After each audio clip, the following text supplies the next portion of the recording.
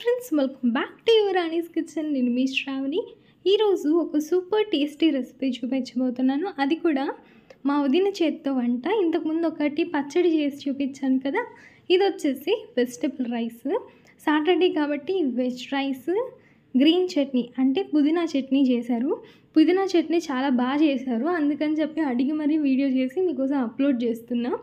కన్ఫర్మ్గా ట్రై చేసి ఎలా ఉంది ఏంటి అనేది కామెంట్ సెక్షన్లో కామెంట్ చేయండి. అండ్ మెయిన్ ఇది లంచ్ బాక్స్కి బెస్ట్ కాంబినేషన్ అని చెప్పచ్చు.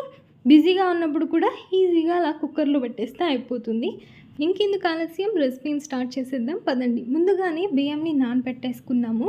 నెక్స్ట్ ఒక కుక్కర్ తీసుకొని 4 tablespoons oil, 2 tablespoons ghee, ఓకేనా.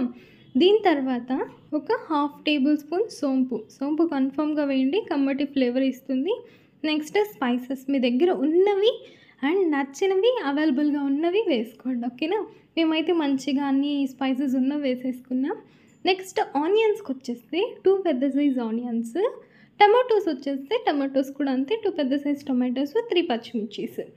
ఇప్పుడు నిలువుగా కట్ చేసుకున్నటువంటి అంటే పొడుగుగా కట్ చేసుకొని ఆనియన్స్ని ఇందులోకి వేసేసుకోండి. అదేవిధంగా పచ్చిమిర్చిని కూడా. ఇది మంచిగా లైట్ పింక్ కలర్లోకి అంటే ట్రాన్స్పరెంట్గా వచ్చేస్తుంది చూడండి ఆనియన్స్.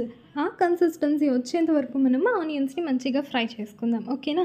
చూసారు కదా, లైట్ గోల్డెన్ కలర్లోకి అంటే లైట్గా ట్రాన్స్పరెంట్గా వచ్చింది చూసారా. ఈ కన్సిస్టెన్సీలో అల్లం వెల్లుల్లి పేస్ట్ వేసేసుకుందాం. మనం ఈ స్టేజ్లో టొమాటోస్ అస్సలు వేయమండి. వెజిటేబుల్స్ వేసేసుకొని ఫ్రై అయిన తర్వాత టమాటోస్ని వేస్తాము. ఎందుకంటే మనము లైట్గా పుల్లదనం కోసము ఇక్కడ కర్డ్ కానివ్వండి, లెమన్ ఏది యూజ్ చేయలేదు మా వదిన. జస్ట్ టమాటోస్ మాత్రమే, అది కూడా వెజిటబుల్స్ వేసేసుకున్న తర్వాత టమాటోని వేసుకున్నారు. అప్పుడు టమాటో ఫ్లేవర్ అనేది బాగా వస్తుంది రైస్కి, అందుకని చెప్పేసి. అల్లం వెల్లుల్లి పేస్ట్ వేసుకొని ఫ్రై చేసుకున్నాం కదా, 2 minutes పచ్చివాసన పోయేంత వరకు ఫ్రై చేసుకొని వెజిటబుల్స్ని వేసేసుకోండి. మేము ఇక్కడ క్యారెట్, బీన్స్, పొటాటో తీసుకున్నాం. మీకు నచ్చింది, మీకు ఏవి అవైలబుల్గా ఉంటే అవి తీసుకోండి. బట్ బీన్స్, క్యారెట్ అన్నవి కన్ఫర్మ్గా ఉంటే బాగుంటుంది చూడడానికి. అండ్ పీస్ ఉంటాయి కదా బఠానీ, అవి కూడా వేసుకోండి, పచ్చ బఠానీ బాగుంటుంది.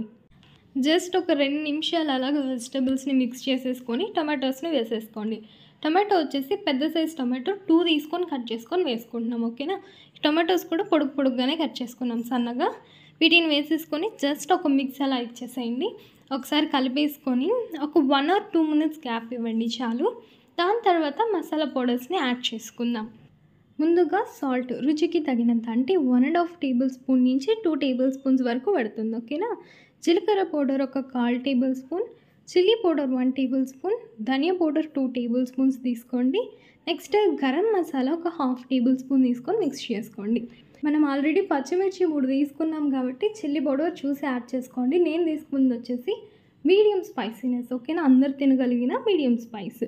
లేదు మీరు కొంచెం స్పైసీనెస్ ఎక్కువ తీసుకుంటాము అంటే 1 టేబుల్ స్పూన్ కాకుండా ఒక 1.5 టేబుల్ స్పూన్ అలా వేసుకొని లాస్ట్లో వాటర్ వేసుకున్న తర్వాత టేస్ట్ చూసి దాన్ని బట్టి సాల్ట్, కారం అడ్జస్ట్ చేసుకోండి, ఓకేనా. ఈ వెజిటేబుల్స్ బాగా కుక్ అయ్యి మంచిగా ఆయిల్ పైకి తేలిన తర్వాత వాటర్ వేసేసుకోండి. అండ్ దీన్ని మిక్స్ చేసేసుకొని వదిలేసేయండి. బాగా పొంగు వచ్చిన తర్వాత రైస్ వేసుకుందాం. ఈ లోపల పుదీనా చట్నీ ఎలా చేశారో చూపిస్తాను. ఇందులో కూడా కొంచెం పుదీనా అండ్ కొంచెం కొత్తిమీర కట్ చేసేసుకొని వేసేసుకుందాం, ఓకే. వెజిటేబుల్స్ అన్నీ పర్ఫెక్ట్గా ఉంది అంటే హాఫ్ కుక్ అయింది. ఈ స్టేజ్లో మనము వాటర్ని వేసేసుకొని పుదీనా కొంచెం కొత్తిమీరని కూడా వేసేసుకొని ఇది ఇలాగే వదిలేసేయండి. అది బాగా రోల్ బాయిల్ అవ్వనివ్వండి. ఇంకొక కడాయి తీసుకొని పచ్చడి కోసం ఒక 4 tablespoons oil. Tamil Nadu side ఎండుమిర్చిని చిన్నగా ఉంటాయి చూసారా, గుండు మిర్చీస్ ఎక్కువ యూజ్ చేస్తారనమాట. సో ఎండుమిర్చి చిన్నవి అండ్ పచ్చిమిర్చి, అల్లము, కొంచెం ఉద్దిపప్పు, కొంచెంగా చింతపండు కొంచెం వేసుకొని ఫ్రై చేసుకొని పక్కన పెట్టేసేయండి. ఇటుపక్క వాటర్ బాగా రోల్ బాయిల్ అవుతుంది కదా, ఈ స్టేజ్లో రైస్ని వేసేసుకొని మంచిగా కుక్కర్ విజిల్ పెట్టేసేయండి. ఇంకొక చిన్న విషయం చెప్పాలి, మీరు ఏదన్నా రైసెస్ ఇలాంటివి చేస్తున్నప్పుడు ఈ స్టేజ్లో పర్ఫెక్ట్గా స్పైసీనెస్ అండ్ సాల్ట్ సరిపోయిందో లేదో అడ్జస్ట్ చేసుకోండి, ఓకేనా. ఇప్పుడు పచ్చడికి వచ్చేసి పప్పులు ఇవి ఫ్రై చేసుకున్నాం కదా, అవి పక్కన పెట్టేసుకొని మిగిలిన ఆయిల్లోకి పుదీనా ఒక అరకట్ట వరకు తీసుకున్నాం. నార్మల్గా పెద్ద కట్ట ఉంటుంది చూడండి, అందులో ఒక 1/2 తీసుకొని వేసేసుకున్నాం. అలాగే ఒక పిడికెడు కొత్తిమీర కూడా తీసుకొని ఒక చిటికెడు సాల్ట్, ఎందుకంటే ఆకు కొంచెం ఫ్రై అయిన తర్వాత చాలా తక్కువ క్వాంటిటీ అయిపోతుంది కాబట్టి చిటికెడు సాల్ట్ లేదంటే ఒక 1/4 టేబుల్ స్పూన్ సాల్ట్ వేసుకొని సరిపోతుంది. ఇప్పుడు ఇదంతా మంచిగా ఫ్రై చేసేసుకోండి. చూడండి లైట్గా వాటర్ క్వాంటిటీ ఉంది కదా, ఇదంతా కూడా మంచిగా అబ్జర్వ్ అయ్యేంత వరకు ఫ్రై చేసుకోండి. ఈ లోపల మనకి కుక్కర్ విజిల్ కూడా వచ్చేస్తుంది. రైస్ వేడివేడిగా రెడీ కూడా అయిపోయింది. అంతేనండి, వెజిటేబుల్ రైస్ రెడీగా ఉంది వేడివేడిగా. నెక్స్ట్ ఫ్రై చేసుకున్నటువంటి ఆకు ఆ పప్పు అంతా కలిపేసి మిక్సీకి వేసేసుకుంటే మన పుదీనా చట్నీ కూడా రెడీ అయిపోతుంది థిక్గా. ఇప్పుడు ఒక ప్లేట్ తీసుకొని మంచిగా నెయ్యి వేసి వెజిటేబుల్స్ వేసుకొని స్పైసెస్ మసాలా పౌడర్స్ అన్నీ పర్ఫెక్ట్గా వేసుకొని కుక్ చేసుకున్నటువంటి వేడివేడిగా వెజిటేబుల్ రైస్ రెడీగా ఉంది. అదేవిధంగా కారంగా పుదీనా చట్నీ అండ్ పెరుగు పచ్చడి చాలా టేస్టీగా ఉంది. నేనైతే 100కి 100 మార్క్స్ ఇచ్చేస్తాను ఈ రెసిపీకి.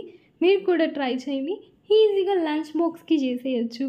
లేదు అనుకుంటే ఏదైనా వర్క్ ఉంది అన్నప్పుడు ఇలా వెజిటేబుల్స్ అన్నీ కట్ చేసేసుకొని కుక్కర్లో పెట్టేసుకున్నారంటే దానంతటా అది కుక్ అయిపోతుంది. కన్ఫర్మ్గా ట్రై చేసి సింపుల్గా ఉంది కదా, ఎలా ఉంది ఏంటో కామెంట్ సెక్షన్లో కామెంట్ చేయండి. బాయ్.